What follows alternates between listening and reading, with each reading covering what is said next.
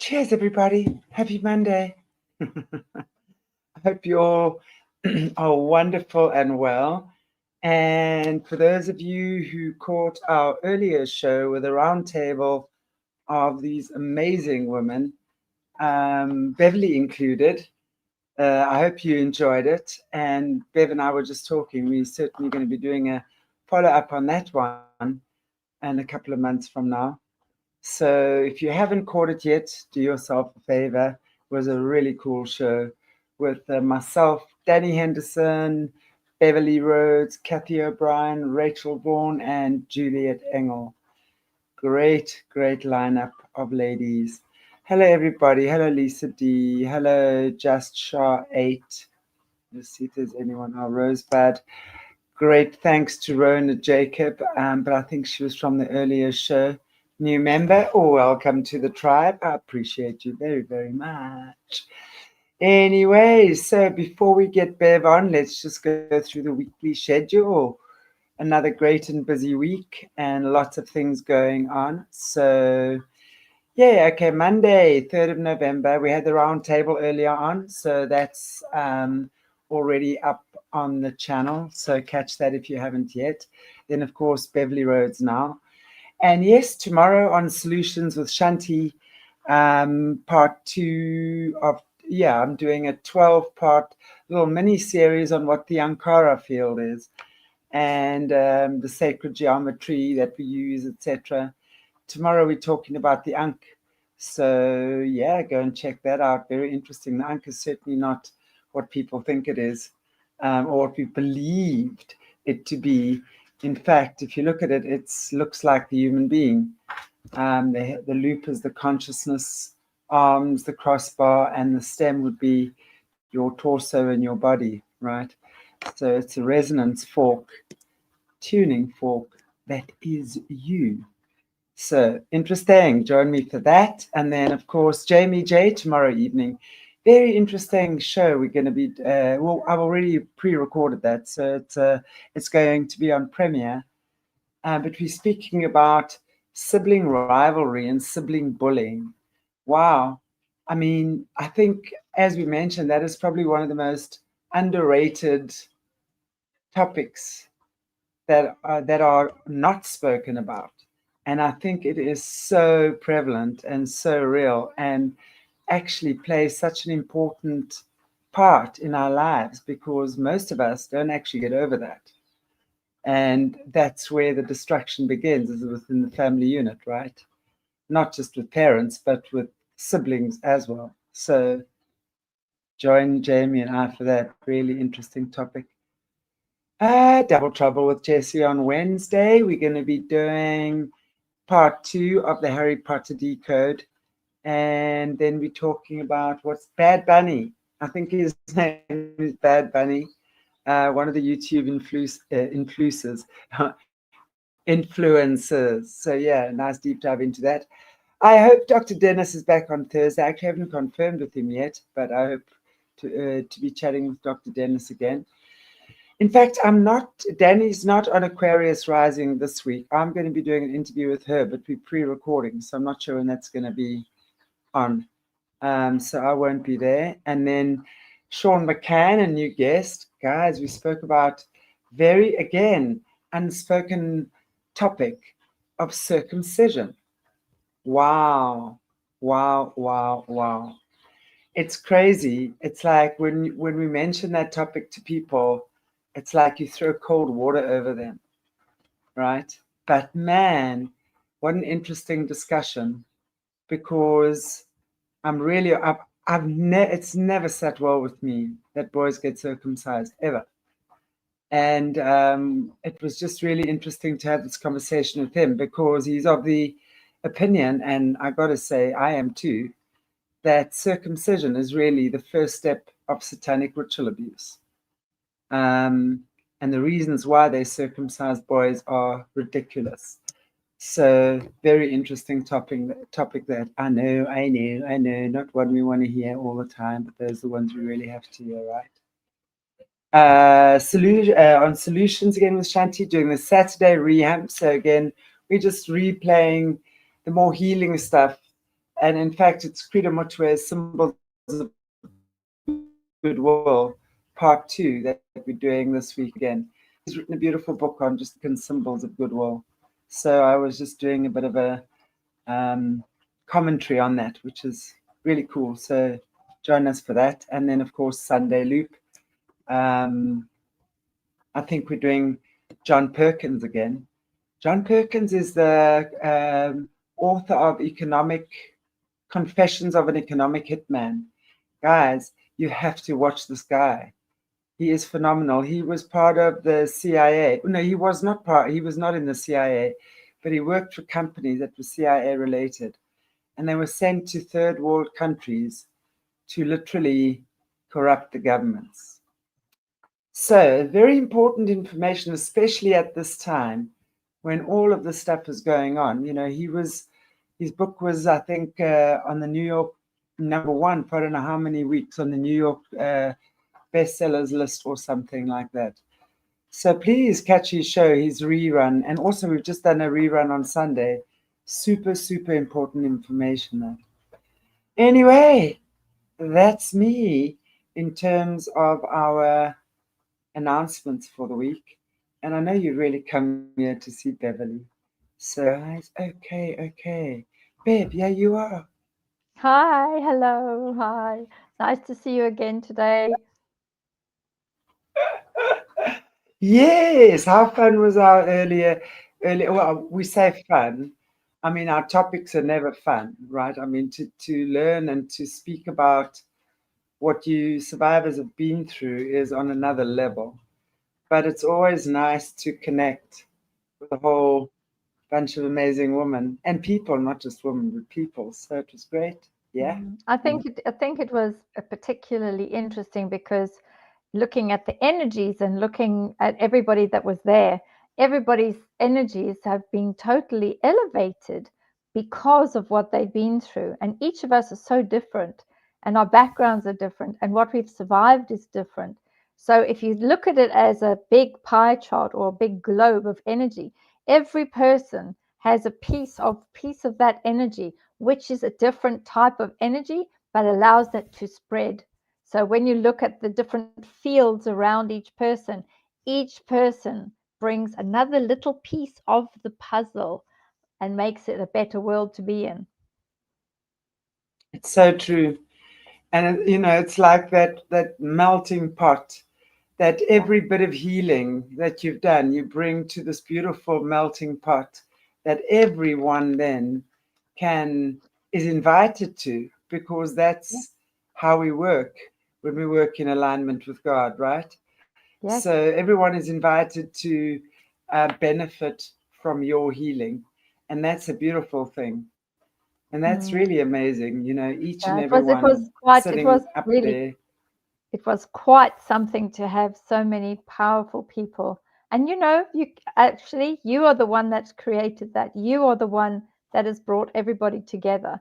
And you know, with both you and Danny Henderson as the hosts, it was brilliant because you know you had both of your energies bringing the right questions, which made it a very informative a show that has absolute education in it, which is awesome. Yeah, absolutely. So I want to invite you guys to watch that again if you haven't. It's From Darkness to Disclosure. That's the title of it. We interviewed just before this. If you haven't seen it, fantastic show. So grab that, catch that. And also, was it a week or two ago? Also with Danny, with Chris Latera and Juliet Engel. You know, he's the Montauk survivor, and she's from the other side of America, and it's so crazy because they completely different age groups, like they're more than 2 decades apart. She was one of the first people to be MK Ultra, Juliet Engel, right? She was of the first intake. And I think she's the only one surviving, if memory serves me, of that intake right now. Was that Penny Bradley? One of them, I can't remember. I speak under correction. And of course, then Chris Latera, who was on the Montauk chair, and went through that whole torture.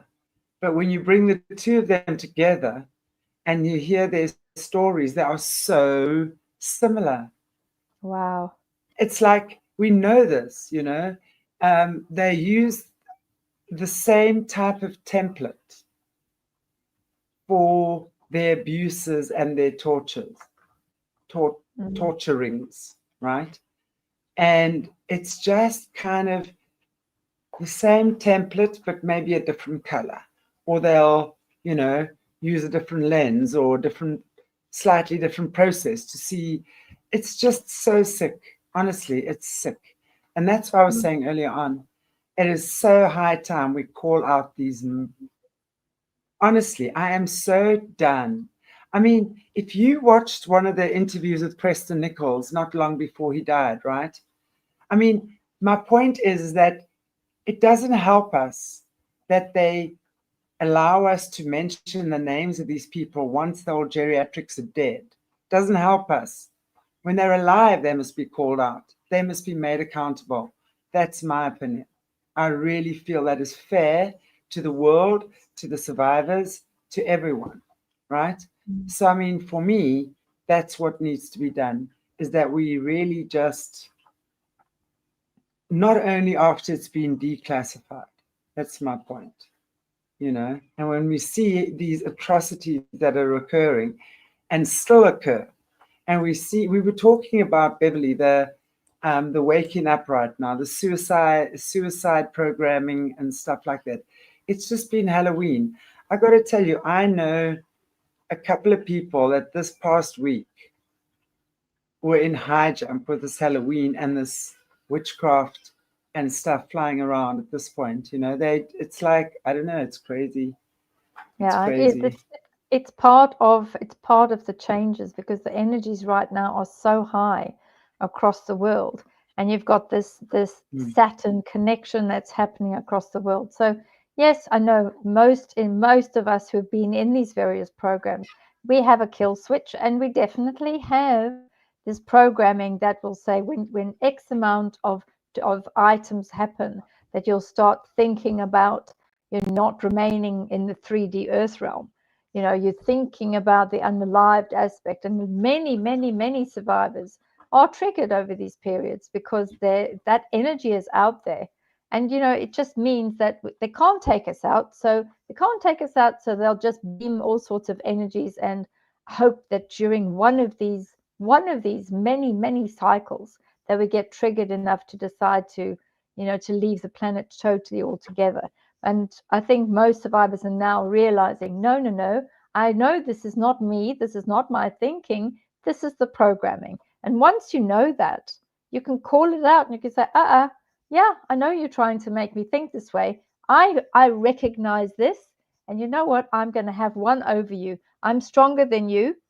And I will continue to survive, even if it just means to be a thorn in your side, which is quite nice, to be a thorn in their side. Absolutely. And it's so true. I just love how many of the survivors are speaking up and speaking out. You know, there's a lot of them speaking up and speaking out. And that completely loosens the grip of the darkness. Every time a survivor speaks out and speaks truth, it's another win. Like that energy we put into that center melting pot every time healing occurs. It becomes, that healing becomes available to the entire planet, you know? And it goes into collective amazing. consciousness. Yeah. The collective consciousness has that type of healing. And, you know, as I was explaining today, you know, my way of doing the healing is slightly different. It's just so that you don't have to relive it. You just basically, you are a bystander, and you'll stand by and look and watch and then see what was happening. Because a lot of individuals, it's the memory is very scattered, and also there's bitty bits that are, you know, don't always make sense. So by remote viewing those sections and by remote viewing the timeline, it means that each of the survivors get a full picture, but they don't have to participate. They don't have to accept or be part of that emotion anymore. All they're doing is watching a movie. Right. Exactly. And that's so good, because also just that whole neutral energy doesn't charge anything. Exactly. So they can't be feeding off the survivor's trauma anymore, because we know the trauma, the trauma of the survivors, the way that the survivors are triggered, because energy is food, it's fuel.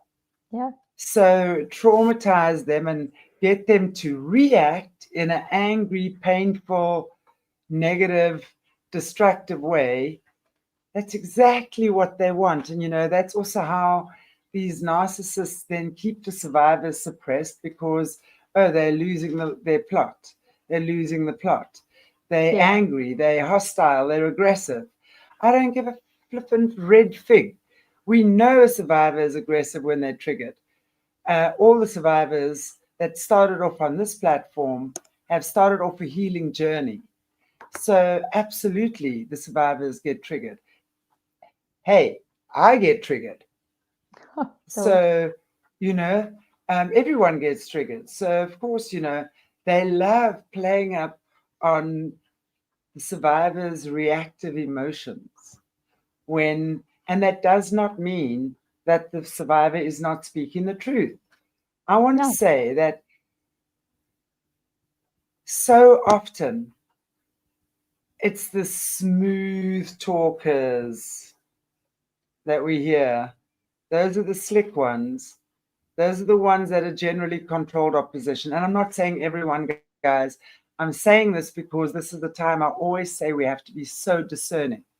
This is a time of our need to be super discerning, because the slick operators are very often the ones that are actually there as controlled opposition. They've got the book deals. They've got the wives or the husbands and the cars, and live in the suburbs and get to travel, right? You've got to learn to tell the difference. And then, of course, the ones that are really needing to have their voices heard are the ones that are being triggered, suppressed, hounded. It's like there are a few layers under that. I'm seeing that so much. With a lot of what's going on. It's all becoming unveiled, and there's light being shone in all these little tiny corners, and there's nowhere for them to hide. They don't like it too much, so they've become quite boisterous, and they end up shouting their voices at the top of a mountain, because they know that the light is going to come and shine upon them, and think, oh my goodness me, look at this, now what? Because they don't know what to do. It's like, I know you were talking earlier about the circumcision and royal circumcision and all those sorts of things. And it's quite interesting, because in some of the energetic fields, particularly the research that I'm doing in the energy fields of all of the royals, we started last week with Prince Andrew and with Fergie and others. And I know that the energy there does show that the circumcision, but it kind of goes right through to Charles and the rest of the family, the boys in that family, because Queen Victoria believed that she believed that she was that she was in this life. She thought that she descended from the biblical King David, and because of that, she was really keen on making sure that all of the male children. This is Queen Victoria, that her children particularly were circumcised, because of the royals, part of the biblical King David bloodline. So from that point of view, you can expect that those individuals definitely would have been circumcised. So, which means then those that are following in suit, so those that were born of the next generation, like Prince William, yes, they would have had to have gone through the circumcision. So it's quite an interesting understanding with that energy. Why is that energy? Because that is part of the first level, the very first level of that ritualistic aspect. Yeah. And if you think about that, and we talk about this tomorrow, It's the first act of a mother, again, a mother handing her baby over that she's just had in her womb for 9 months. To have his, I mean, if you look at a boy, a male, their penis is something that they so strongly identify with. It's your manhood. And also, the tip of the penis sexually is the most sensual or erogenous part for a man. They completely take that off. And what do? They turn it into face masks for women. Goodness me. So it's because the stem cells are so high. There's such a high concentration of stem cells. But then you look at the whole, circumcision, the psychology behind it, and the emasculation of the male population through circumcision, and how many botched circumcisions there are, and how many babies actually die from these things. Yes, leave the little ones alone. They don't need this. It's quite something. Yeah, anything that's taking precious, sacred skin, epithelials, whatever you like, tissue from tiny babies, that in itself is, I don't believe that is the right thing to be doing. No, not at all.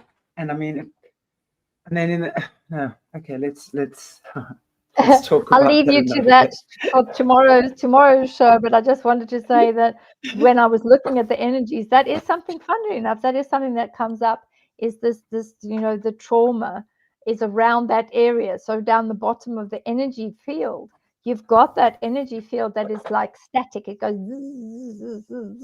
around that bottom area because that child, that baby, has already been traumatized from whatever the age is that this child has to go through that ritualistic aspect. So I just thought that would be interesting to see, where does that energy stop?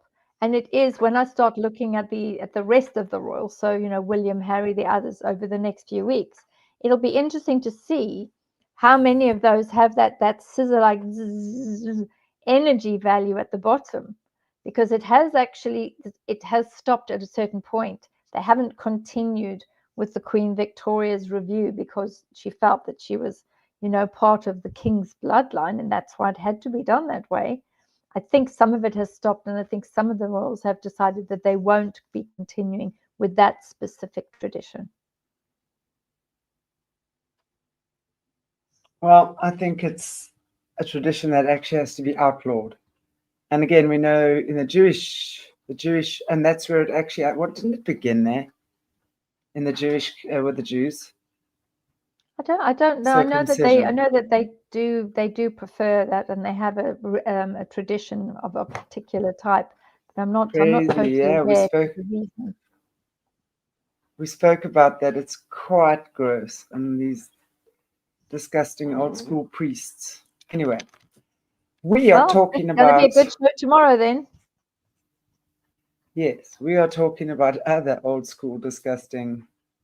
We are. Deletes. Yes. We spoke last week about really the entanglement, if you will, between Fergie and Andrew.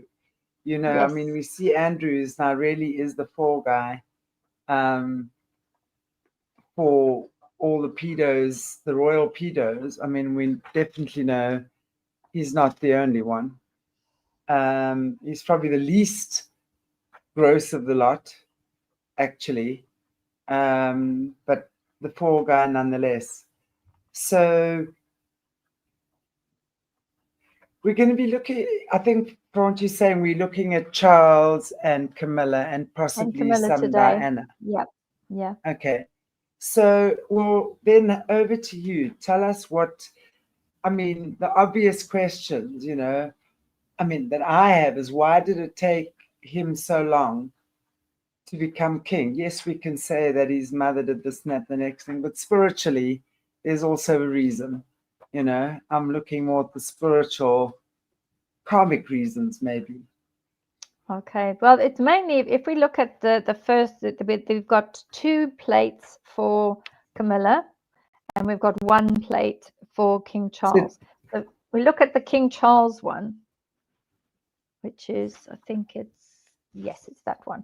So this is a very interesting one, because you've got the green explosion of energy around the top of his head, which is, the green, sort of the Celtic and the Viking and all of those rulers that were part and parcel of creating this particular aspect of kingdoms, kings, monarchies, royals. So you'll get that in that. But what I want to draw everyone's attention to is that in a true royal, that green level of bloodline would be across the whole of the body. In this case, it is only around the head.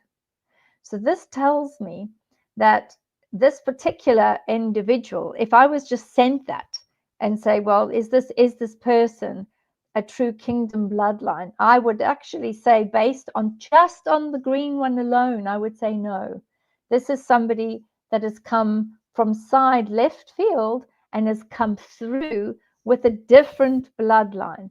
So what is very interesting is that this person does not have, although there is a royal type of bloodline in there, it's not the bloodline. So that is a very interesting observation. When I started looking at it, I thought, well, this person, yes, is from those that were on the throne, was progeny and was a child from the queen and the king and those, but those original kings and queens were not the original owners or bloodlines of the royals. So it looks like they don't have the level of royalty within them. It's not showing in their energy body. So that's the first clue. That is a huge clue. The second clue is also, if you have a look at the level of red that is across the entire body, it's almost like an electric pulse that's going around him. It's almost like as time is moving on, that energy body is dwindling and dwindling and dwindling. So I think we're all aware that he has some sort of dread disease, or he has some sort of dis-ease within his energy body and field, which I think is probably the big C, but I think it's far worse than what we're being told as a people. And I think that this is now dwindling his energy. It's removing his energy, and it's sucking that energy out of him. This is so red and so fever-like, and so almost like a fire that is going to consume that energy body totally. That this means that this person, this is then King Charles, is already in transition. So when you look at that energy moving around, and part of it, when you look at how far it goes up, there is that transition. So there is a transition that could be happening certainly within the next 5 years, because when I see individuals that are already getting ready to cross over, all of that red is all over the entire body. Then that round oval shape, the toroidal field, which is white, which you can see in this particular image, that white toroidal field that is moving, changing, spinning, that tells us that now is starting to close down, shrink, and close down the toroidal field. This is a really small toroidal field. I would expect somebody that's healthy and somebody that is, ready to take on the world and enjoy being in a position of power. I would expect that toroidal field to be at least a kilometer or a couple of miles wide. This is not the case in King Charles's energy field. It has reduced in size, and as you can see, it's very close to the body. It's become corrupted within that energy. It's almost like trying to hold on literally by the fingernails. That's how difficult it is. And a lot of that energy is not swirling as fast as it should be. A normal, healthy toroidal field spins and spins and spins and spins at an incredibly fast rate, at a very wide, very, very wide area, which can be, a couple of miles long in a very healthy, very vibrant individual, which this is not the case in the case of King Charles. He does not have a vibrant energy body at all. It is depleting, it is reducing, it is moving closer. And so when you see it going closer and closer and closer, shrinking, shrinking, shrinking in towards the body, that means it's getting less and less and less. So he has less energy left. The more he pushes himself and the more he tries to be what he thinks would be a good king, so to speak, the less his energy will be. What is very interesting on this one is that you will notice that the general colors of the chakra points, which normally are fiery and they're bright and they burn beautifully, none of those colors are there. So you don't see the orange, you don't see the blue, you don't see the colors that you would expect to see in a normal human being. Those colors are no longer there. Now this tells me that at some point there was a huge disassociation and change that happened in the King Charles body, but also in the King Charles's energy body. And I think that this huge change happened when he was crowned king. All of those usual colors that you would associate with the chakra points and what you would associate with him trying to do his best, to do the best for the country, to do the best for ecology, for biology, and for the planet, all of that is now gone, which is a particular worry. So when I looked at this, I realized with the red that is in the body, if you look at one of the latest portraits of King Charles, it is the Red King. So this red, very angry, very disassociated type of energy comes out in the portrait, which is amazing that the artist was allowed to paint this bright red energy in such a way that he's become the Red King, which shows a dangerous level of red, which is then going to take him into fear, into cruelty, into creating a disassociated type of energy around himself, his spouse, his children, other people that are around him. So anyone that's associated with this type of energy body is going to come off second best, because that red energy is very sticky and it attaches itself like a limpet or like a leech to other people. So as much as people will be sort of probably quite happy to meet him or be around him, when they come away from him, he would have been able to absorb some of their energy, because he does not have that energy to sustain being able to move forward. So you'll find if they're attending events with him around, they would be very, very tired, because he does not have the energy to sustain himself. Therefore, he would be taking the energy from other people, a bit like a psychic vampire. So we've also got at the top, you'll see that there's this explosion of light and these different areas that are literally popping off the top. And you'll see that that originates from the heart chakra, the throat chakra, and then the top two chakras as well. You'll see in the middle where the third eye is, there's this golden light, but it's extremely small. So that is telling us that it's a shrinking area around the third eye, and allowing all of that popping to pop off from the heart and to pop out of the throat chakra, because all of that is being lost. He's not able to articulate what he needs to articulate. So that would be the throat chakra. But more importantly, the heart chakra is decreasing.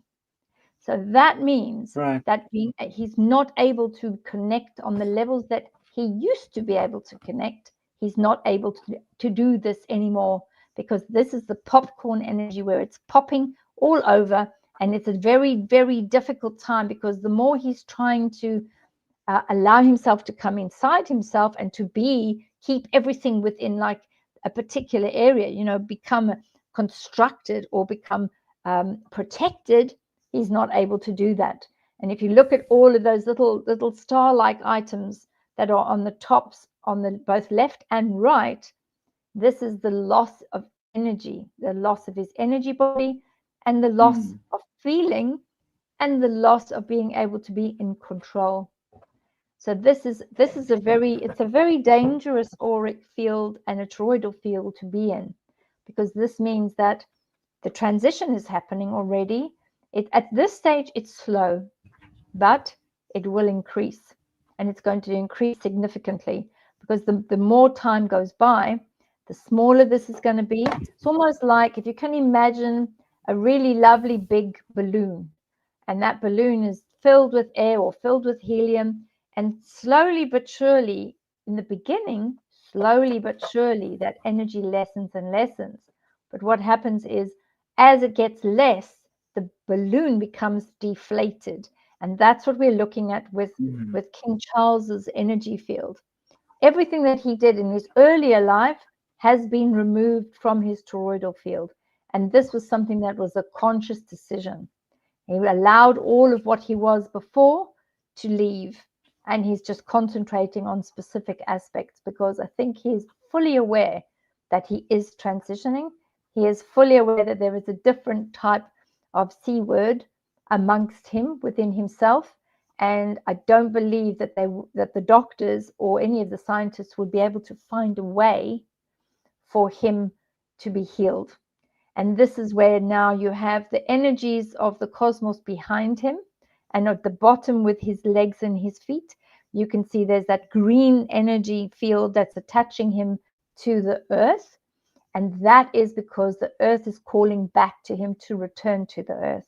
And that's why he went to be with the Pope, so that he could allow that energy to be released, and that he has had his, what would you call, his level of forgiveness and his level of prayer to be with the Pope, so that he can allow himself to go and to be off planet and move to the next dimensions and do what he needs to do, because of all people, he knows in his heart that he is transitioning.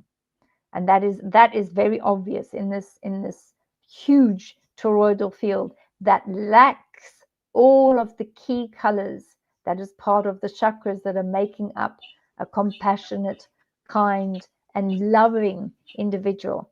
They're not there anymore. Not at all. Well, I mean, that what, as I'm staring at him while you're speaking, it would seem to me that the reason why he's not there anymore, kind of thing, literally, is because he sacrificed himself for position or whatever it is he did. The fact that the head is green and the rest of the body is not would immediately say that's a stolen crown or a false king or something like that, a false prophet. No, more like a king. He'd be more like a king, or a stolen crown. So it would say to me definitely that he's not of that lineage anyway. It's like he's a plant. He's an implant. So yeah, it's like he's the toroidal field around him would also tell me that there's a lot of control around him. He's not allowed to speak. He's forced to. He's a complete puppet. If I look at that, to me, it's like, yeah, a complete puppet who has no free will, has no voice of his own, has no love, just a hollow shell of a man that has some bizarre energies working through him. Yeah, I would agree with that. And it's quite an interesting one, because if you look at some of the kings, or some of the czars or others that were specifically from bloodlines, including, Japanese monarchy, and those that were emperors, etc. When you look at those, it's totally different. If you stack them against each other, you can almost see directly, oh, this is somebody that is either an imposter or a pretender. Well, this one's a pretender. He was put there. That poor thing is so MK Ultra. It's actually ridiculous. I mean, he was put there to play a role. He's a joke, actually. It's like I feel I make jokes out of him. I feel like he's not respected within the royal household, actually. I mean, he obviously has respect because he is who he is, but he's a bit of a joke. He is. And also, I think I want to draw your attention to, if you have a look at the hands. Now, the hands around the palms of the hands, they have a particularly lightning-like quality, where it's a dark red lightning quality. And then you also have around the front where the belly button would be, you've got these bzzz, energy bolts that are happening there too, which emanate and come out from the solar plexus chakra point. And this is almost like a short circuit. Now, that I want you to remember Right. that on this particular frame, because when we start looking at the Camilla energy and we look at what she looked like before she was part and parcel of the royal family, and before she actually started having dating and being a friend to the Charles, and before they became the Charles and Camilla duo, her energy was totally different. So I looked at You're her right. when she was young first. So if you remember the red energetic hands that look like lightning, and then we'll see what that became when those hands were put onto the Camilla person. Wow. And definitely, so he's like an energy vamp, as you're saying. You know, he's Yes, obviously, I always say that which you consume will consume you. It's a exactly. law of the universe. Mm, So, whatever he's consumed is now consuming his light and his yes, energy field. And it's the way that karma is cause and effect. That simple. it is. You do shit like that, you can't think that you're going to get away with it forever. Anyway. Yeah, and that's what the energy is now. It's don't cry, just pay. This is it. Pay, Mm, payback's a bitch. You end up yeah, having to pay back at some. It doesn't matter whether you're royal, pseudo royal, a pretend royal. Doesn't matter what you are. Every single human being on this planet is bound by those laws. And spiritually, he yeah, will have to. exactly. He'll have to pay the piper. Totally. And we all know they've broken some very, very sacred laws. Yes. As a human being, he sold out. He sold his soul for toys, for spiritual toys. I think Penny Bradley, who was also actually supposed to be on our round table tonight, she was the other one, but unfortunately couldn't make it. It's like when I did an interview with Penny Bradley, it's like she said, our humans, like human beings, have traded their people for spiritual toys. That's Yeah, literally what it is. it is, and it's So very this is obvious. the And this now is that what. now you Mm, can see it. You would expect to see, when I started tuning in and looking at all of these, I was like really looking, well, where's the blue, where's all these beautiful energies that you would expect somebody, a human being, to have, and they're just so far gone. They're not there at all. They're not there. They're not even visible.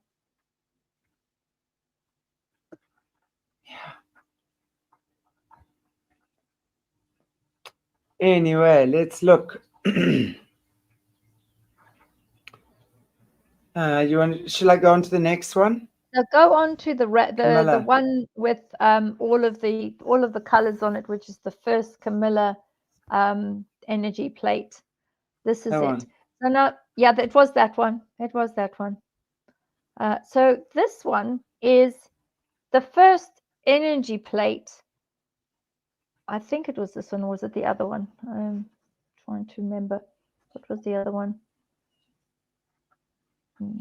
So what you have is, if you see the red items was when there was this connection between the Charles entity and the Camilla being. She still had all of the toroidal field in place. All of her chakras were in place. She had most of them. Now, this is when she was young. So this was as she had become, a young woman. So she would have started age 13, 14, 15. Those regions, all of those were in place. She was just becoming herself. She was learning about herself. And she started then to realize that she needed to do certain things with her life in order to change. So when you see this as a woman, yes, she has become a woman. Yes, she's pulling in a lot of those energies. And she had that opportunity to be something different. And that's why all of the chakra points are in place. But then you see this red energy coming in from the royals, and you see the red energy coming in to make a change in her. You see the green at the top, which we know is a sign of a level of royal blood, but I think that as part of the hierarchy ancestrally, there was some, but not that much. So you can see it's not a huge amount. So she was never going to be a princess. She was never going to be somebody that is exalted when she was of that age. So as a young, very young, early teenager, young person, this is where she was at.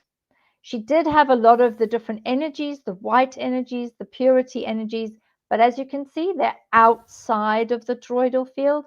It doesn't actually get drawn into the toroidal field. She doesn't bring those into herself. The only thing that she does bring into herself is the white area with animals. So that is her direct connection with horses.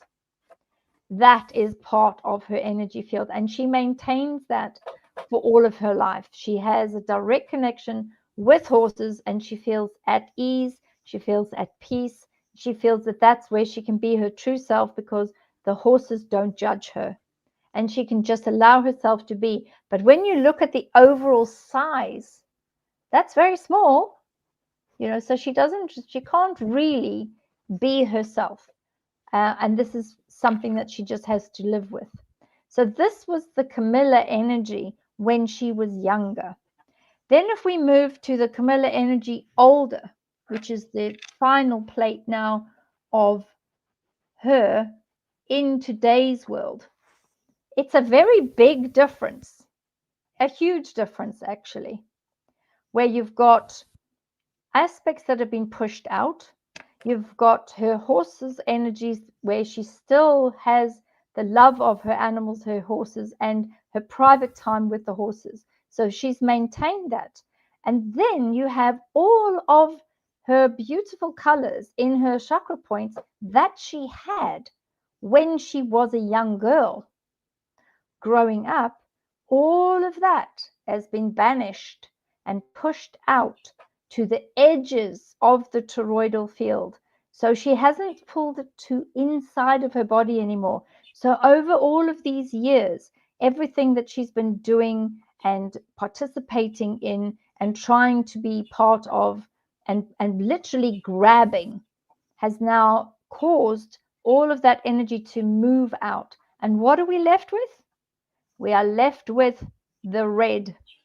And this is exactly what was happening within the Charles energy. The Charles energy had the red, almost like tentacles, the energy that comes out of the hands. And because he had put his hands on the Camilla young person, the energy of the Camilla person, that slowly but surely has gone into her toroidal field. They are joined like these octopus tentacles. They are joined. And if you have a look at the bottom of her feet, there is that lock, the lock, load and remove. And you can see that that has now spread right through her body, pushed her chakra points out, so that if she was able to work on her energy body a lot, she might be able to start pulling some of those positive energies and do balance her chakras and balance herself. She might be able to overturn whatever's coming her way. But because the Charles energy is so ingrained in the two of them, They are completely and utterly co-joined. So his energy is co-joined with her energy. And this is now where she's at now. So we've got a good view of what she was when she was very young and what she is now. Two totally different energy bodies. You've also got at the top, you have some of that energy where she's desperately been trying to seek approval. She's desperately been trying to be seen as more of than what she is. And certainly she's been trying very hard to change perception. But unfortunately, based on the energy body, it is unlikely that a lot of peoples across the world will ever see her as anything else other than the mistress of Prince Charles. And that is very obvious in the aura. She's never going to be able to truly overturn that energy. And it does show that there is a level of dissension and annoyance, because she's got also not just the octopus type red energy, but she's also got the anger where she's, no matter what she does and how she changes herself or tries to recreate herself or try to make herself, look prettier, dress nicely, etc., there's still that red anger, because she will never be, the fairy princess. She will never be the person that the queen was, and she will never be liked and loved by most of the world, because that is where her anger is. And I think even though there might be a small percentage of the world that like her, sort of, so she's never really been totally accepted, because that people can feel it, they can see through what it is she's trying to portray, and they can actually feel that she's not authentic. She's trying to be something that she's not, and that is very obvious in that energy. So you've got a lot of those colors coming in. You've got a lot of issues with those colors too. You've got some of the popcorn energy at the top, where she's trying. She likes to try to be what she's not. And then when she goes back home and she's in the privacy of her own home, she can be what she actually is. And that is basically the consort to the man that she ended up being involved with for many, many years, for the Charlie energy. And her and he are joined by these red tentacles that you see. That joins the two of them together.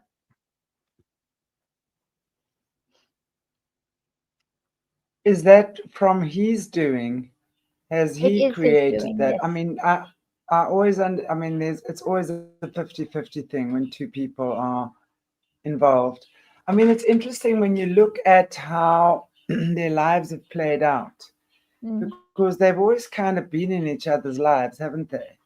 It Yes, almost they have. feels like And a that's Sarah, Fergie, Andrew type scenario that we were talking about the last time.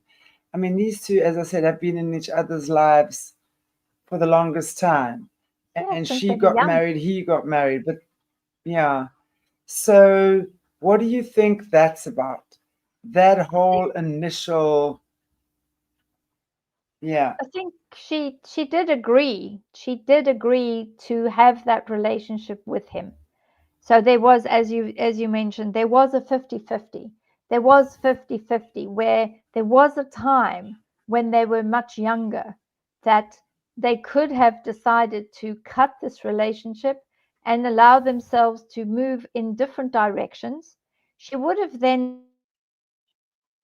her energy that she had, and a lot of the chakra points that she had that were not, distastefully sullied by that red, awful red energy that permeates from his hands and starts to cause all sorts of chaos. But she decided not to do that.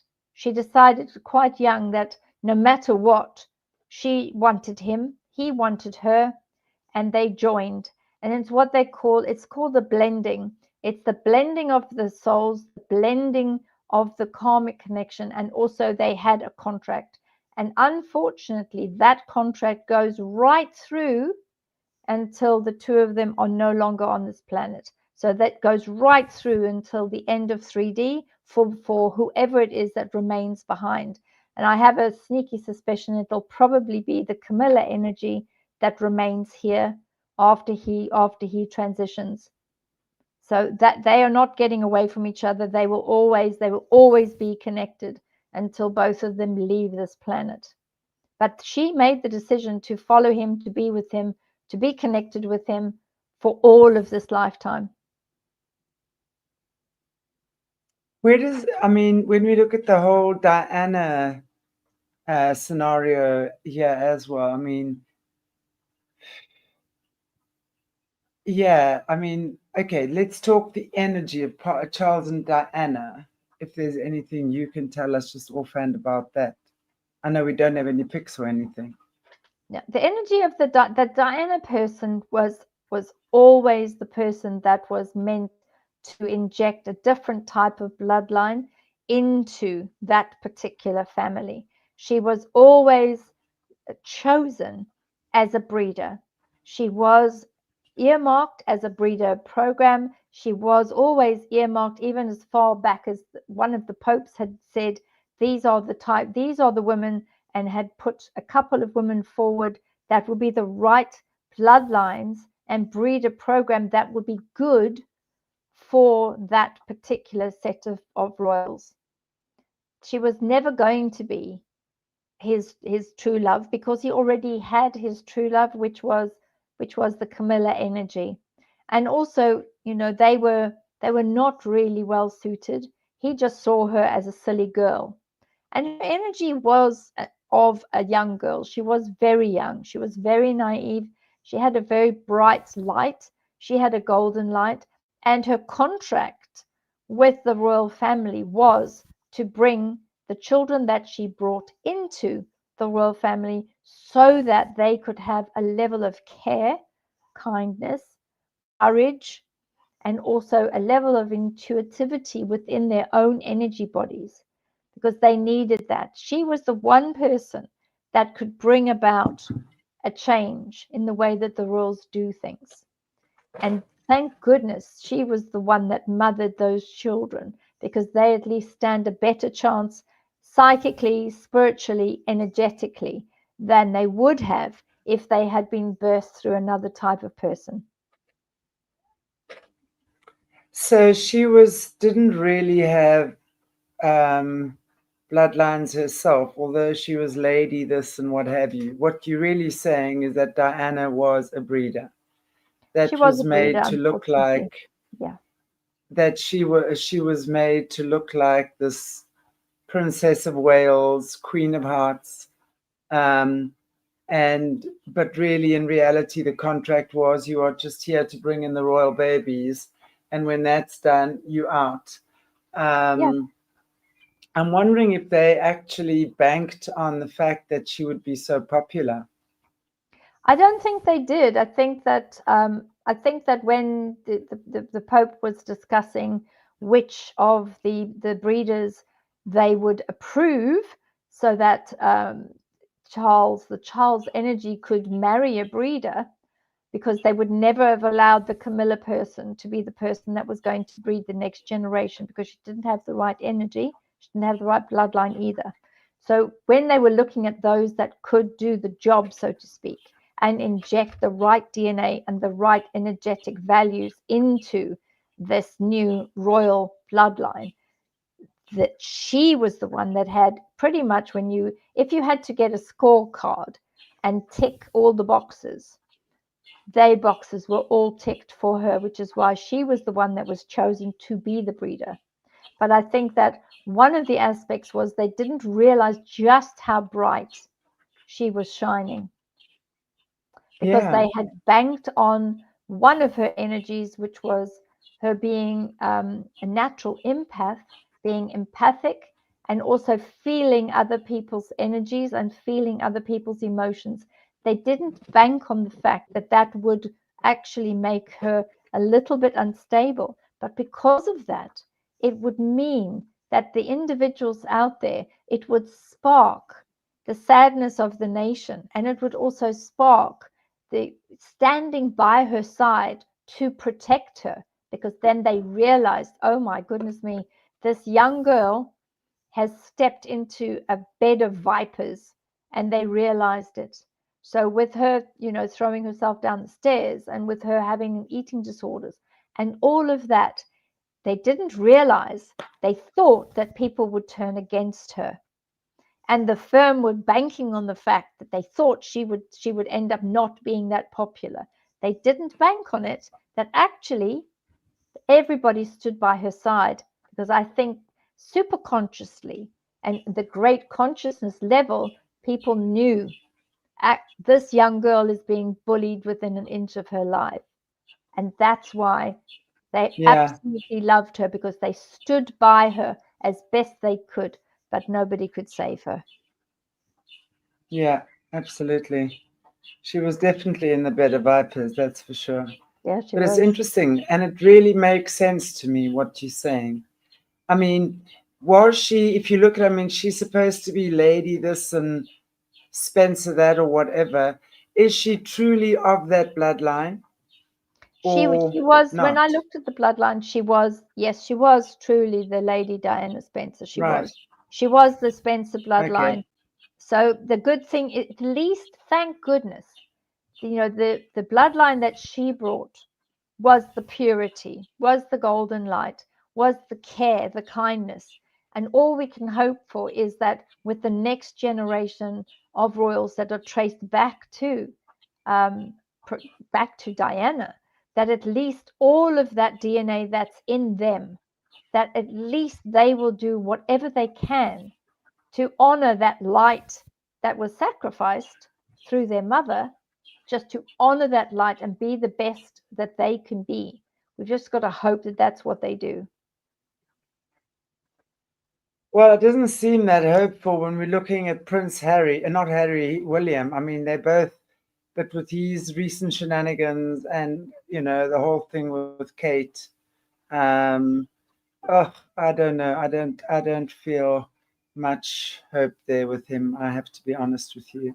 I used Yeah. to. There was a time when I did, but not so. But I mean, hey, let's see. Wow, such an interesting conversation. And I know we've been on an hour. We sometimes go a bit longer, but I know you and I have both had a long show before this as well. So I'm wondering if there's anything still around this that we want to chat about or wrap up on. Um, the Charles and Diana, or Charles and Camilla Diana thing. Yeah. Is there Well, anything else? Diana, the biggest thing there was, the king had a view on what he wanted to see. There was that trinity, the cycle, the triangle, and there was that whole aspect where he was trying so carefully to position his wife, to try to get her to overshadow the princess Diana's energy. And no matter, I mean, he could actually get a whole team of media people very easily, but he would never be able to darken the Princess of Wales light, and nobody would ever see the Camilla energy in the same Diana energy. You just have to look at them side by side, just as human beings in their images, two totally different things. And I there mean, was, when you Diana. think about it, the different energy from the Spencer family, they had actually, when you look at what their duty was, to bow down to the current king and all of these aspects, there was a plan with that energy, with Diana leaving this planet. There was a plan to say all sorts of different things in the eulogy, and that was particularly with the Earl of Spencer. And he was going to say a lot more, because it is an aristocratic family. It is a family that had a lot to say and to bring forward. But a lot of these have actually been closed down and have been told to basically shut up and put up. And what they did is, the family that is in power had gone back to the Earl of Spencer to say, you can't say what you were going to say in the eulogy. You have to do your duty. This is how things work. You need to change it. And he had to change it, whether he liked it or not. He had to change it. So, and also when you look at things like Diana's sister as well, I mean, she was Lady Sarah. She also had a totally different view, and she was also up in arms about things. Also squashed, put down, told to shut up and put up. So everybody around that knows full well that those energies were there, and she was chosen to breed the next level of generation because she had all of the right attributes that they needed in sort of like the William aspect. He was always going to be the next king, and luckily he has more of his energies in him from his mother than he does from his father. Well, I think, when we look at that as well, I mean, at least the world felt Diana's heart. That's the thing. Yeah. And that's why they knew she was the Queen of Hearts, which was something that the royal family never had, ever. There was no heart. There's no heart, no love. And she brought love. She brought that emotional connection. She brought beauty. I mean, Diana was really beautiful, even on a bad day. She just really gorgeous. The way she looked, the way she walked, the way she dressed, there was nothing she could do wrong. She just was that beautiful human, right? She was. And then obviously, I mean, the closing question I will then ask for you is, do you think, I mean, there's so many things about her still being alive and she's with JFK and I don't know. I mean, really, is Diana dead or is she alive according to your understanding? When I did the search for the Diana Spencer, when I looked for the Diana Spencer energy, because it's easier for me to trace her as a young child, very easy, because that young child's purely innocent. Nothing's happened to the child. She hasn't put into motion her karmic patterns, her contracts that she has here. There is none of that energy here. So that tells me I couldn't trace her energy as an alive energy. There is nothing. That energy has gone into another dimension. For me, then, that tells me she is not alive. She has already passed over into the other dimensions. And that's how I look at it. I tend to agree with you. I really do. Okay. I don't think she's around anymore. I mean, as sad as anything. Yeah. It would be I think wonderful. They completely. Yeah, I think she completely outstayed her welcome in the royal family. I think she created much more shenanigans than what she was meant to. I think they were extremely jealous of her. Oh, yes. Because of the love. I don't think they would have kept her around. No, I think she was deliberately snuffed. That's my opinion. And well, most of the breeders, all the breeders, when you look at, I mean, I've been doing a whole bunch of research for very specific royal families, including Japanese royal families, Chinese, Korean royal families. I've been looking at the energetics. There's a golden thread that links all the energetics from the various royal families. And what I have found, which was very weird, and I thought, good Lord, what's this? And then I realized that the breeders, the ones that were chosen as breeders, were actually removed or sent out or sent to the cold palace and then removed away. And this is where I saw the Princess Diana, which is Mountbatten Windsor. We found that in the I think it was 1997. So she was born in 61, the same year as I'm born. 1961 to 1997, that whole cycle was that that energy had to be no longer there after a certain date. And this is common amongst many of the other royal families across the world. You will see that those that have born particular children, the only reason why they're around is because they needed that DNA, that injection of DNA into those children to up and close off the weaknesses that those individuals have. So particularly amongst the male side. So when you look at Princess of Wales being the first wife of Charles, there was only one way that he was going to be allowed to be out and marry who he wanted to marry. And that was, unfortunately, Diana had to be the one that left this planet. So he had to make sure in some way, whether it was planned or whether it wasn't planned, it doesn't matter. Energetically, you have to close down, clear, and move away from the one that had that sparkling, that really sparkling golden energy. And let's face it, that was her, because everybody saw it all over the world. And no matter how much the individual that he's married to now tries to emulate and change her look and change her personality and do all these sorts of things, there is no way that she can hold a candle to the princess that was. Yeah. I agree.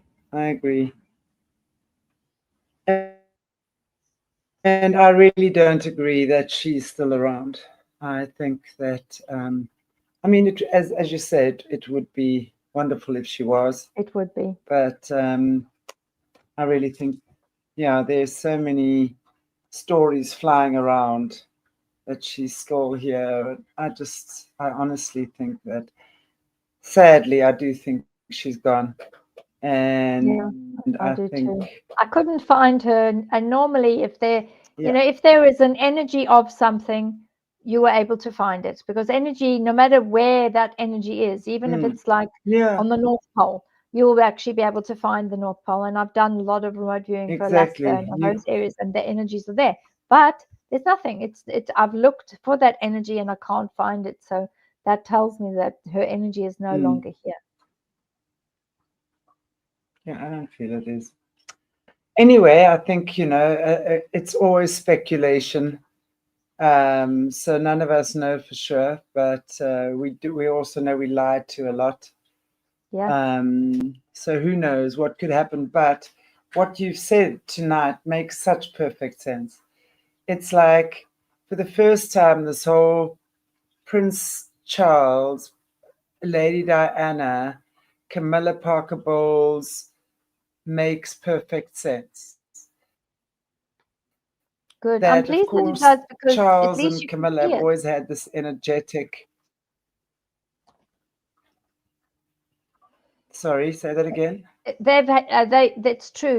They've got that energetic connection, and I think that from where that energy is going, and the fact that that energy is depleting so quickly, I think that we've got a couple of surprises coming up. We do, because his energy body, it doesn't look that good. And I think no matter what they try with him, and even if it's like a lot of chemotherapy or leading technology to try and do this and try and do that, the key for that was he went to an energy center, which was where the Pope was. And I think that he's made peace, and that is allowing him to say, well, whenever it happens now is whenever it happens. And I think he does know that he's transitioning. Yeah, well, he's as dodgy as hell. Yeah. I mean, anyway, let's see what transpires. Beverli, thank you so much. Thank you as so always, for your time, your precious energy, and for spending your Monday with me. But it's lovely to spend Monday with you. It's the high. I like doing the show with you, because it's always very interesting, and you come up with interesting challenges for me and interesting topics. Because when you said, well, can you go and have a look at the royals and see what the energies look like, and then do some drawings? And I said, yeah, let's go and do it. Why not? Let's do these things and let's see what we find. And it's been really interesting. Absolutely. And then absolutely to see how they all link together. Wow. Okay, guys, thank you so much. This was really wonderful, and I appreciate you. I'll see you in the premiere tomorrow night with Jamie J. If you haven't caught our earlier show, The Round Table, fantastic show. Don't miss that one. With Danny Henderson, Beverly, myself, Kathy O'Brien, Rachel Vaughan, and Julia Engel. Really, really great show. Okay, guys, and tonight was a fantastic show as well. It's really interesting to look at the energy behind these things, because that's what creates it. Your energetics creates your genetics. That's what I teach. It's energy 101 in my classes. Your energetics creates your genetics. Exactly. That's fantastic. Okay, guys. Thank you so much, Shanti. Thanks to everyone in the chat and all of you. God bless nice you. To see everyone here. Indeed. Take good care, guys. We'll see you soon. And if you can't be good, then be good at it. Okay, bye.